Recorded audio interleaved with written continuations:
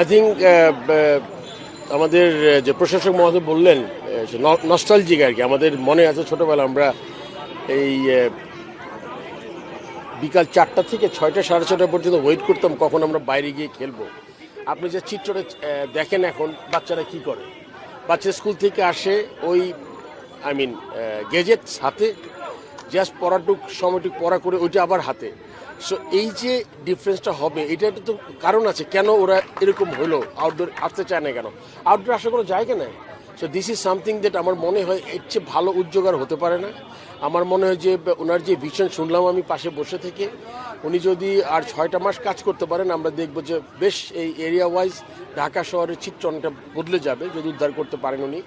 And আমি আশা করবো যে তোমাকে আল্লাহ তাকে সহায় হোক, আল্লাহ তার সাথে মানে এই জিনিসটা সে যা ঠিকমতো করতে পারে, প্লাস প্রশাসনিক যেই কাজ যেটা করার। সো আমি আসলে আজকে এসে যদি প্রত্যেক আমি খালি আপনি জাস্ট চিন্তা করেন যে এই মাঠটা যদি আপনার অ্যাটলিস্ট কত ফ্যামিলি, হাজার হাজার ফ্যামিলি বাচ্চারা কিন্তু আসতে পারবে যারা আসতে চায় আর কি। সো এই সারাউন্ডিং যে আছে এর বাইরে যারা যে বনানী কত বাসা আছে। সো এটা একটা বিরাট উদ্যোগ। I am so happy to B here. And আমি আশা করবো উনি যদি চিন্তা করেছেন প্রশাসক, উনি যদি উদ্ধার করতে পারেন তাহলে আমাদের আবার চিত্রটা পাল্টে যাবে। ফারুক ভাই, আপনি আসলে আইসিসির মিটিংয়ে ছিলেন, একটা লম্বা সময় দেশের বাইরে ছিলেন। এর মধ্যে দুইটা গুরুত্বপূর্ণ জিনিস আসলে বিসিবিতে ঘটেছে, সেটা আমরা দেখেছি। দুদক এসেছিল এবং বেশ কিছু ইনভেস্টিগেশন করে তারা গেছেন।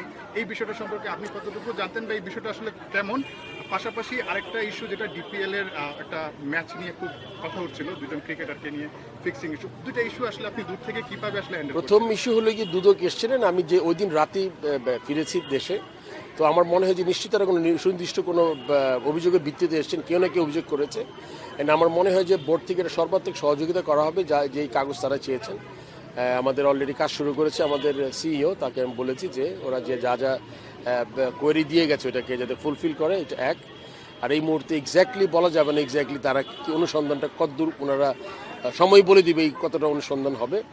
আর আপনারা যে জিনিসটা বলেছেন আপনি দেখবেন যে অ্যাটলিস্ট আমরা এবার এই পাতানো খেলাটা third division, second division, first ডিভিশনে মানে সিগনিফিকেন্টলি কমেছে।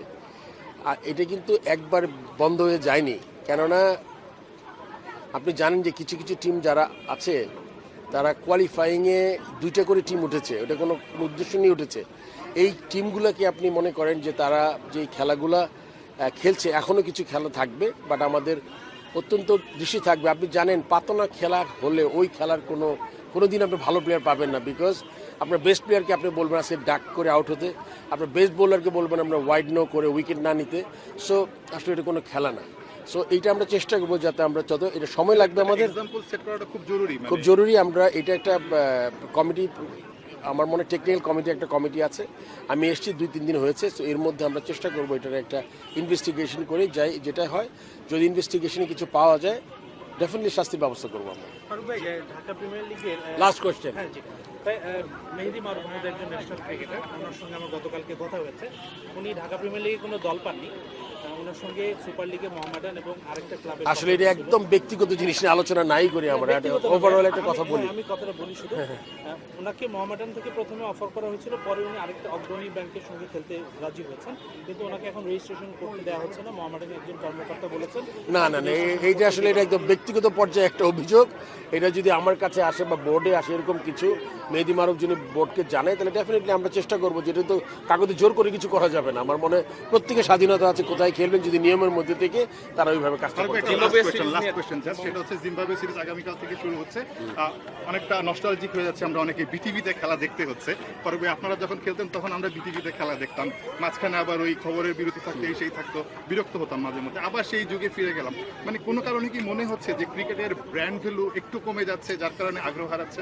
এটা আসলে তাহলে আরেকটু গোড়ার থেকে বলতে হবে আর কি, যে আপনি জানেন যে এখন সময়টা খুবই মানে ইন্টারন্যাশনাল অ্যান্ড ডোমেস্টিক সব জায়গায় কিন্তু মন্দা চলছে। আপনি জানেন যে আইসিসিতেও আপনার আমাদের যেই আইসিসির গ্লোবাল ইভেন্ট যারা করে, যে জিও স্টার, তারাও কিন্তু মনে করেন বিকজ অফ লাইক কি বলবো আমি, এটা তো স্পন্সর রিলেটেড জিনিসটা, সেই জন্য কিন্তু আপনার একটু সময় খারাপ যাচ্ছে। আমাদের দেশ তো আরও জানেন যে পট পরিবর্তনের পরে আমরা স্বাধীন দেশে একটু সময় লাগছে, বাট আমাদের বিটিভি খেলা দেখছে, এটা অনেক ধন্যবাদ তাদের কিন্তু আপনি বিটিভির স্লট পাওয়া খুব ডিফিকাল্ট। স্পেশাল থ্যাঙ্কস টু সচিব মহোদয়া যেখানে আছেন ওনাকে যোগাযোগ করা হয়েছিল বোর্ড থেকে। তারপর আপনি জানেন বিটিভি স্লট কিনতে হয় ইয়ার টাইম, বাট এটা আমাদের that's very kind of her and the BTV as a whole, তারা আমাদের ওইটা দেখিয়ে দিবেন উইদাউট এনি কস্ট। আসলে বিটিভিতে খেলা দেখে অভ্যস্ত না। না, আমার কথা টেরেস্ট্রিয়াল আপনি অ্যাটলিস্ট মানুষের কাছে পৌঁছাবে খেলাটা, এটা খুব ইম্পর্টেন্ট। প্রথম আমি জাস্ট অন্যভাবে দেখি আর কি। আর এখনও কথা চলছে অন্য কোনো টিভি যদি আমরা পাই দিব। এটা আসলে যদিও সময় নেই আজকে খুব তাড়াতাড়ি করবো কিনা, যদি এই ম্যাচ কোনোভাবে আমরা নাও দেখাতে পারি নেক্সট ম্যাচ আমাদের চেষ্টা চলছে আর কি।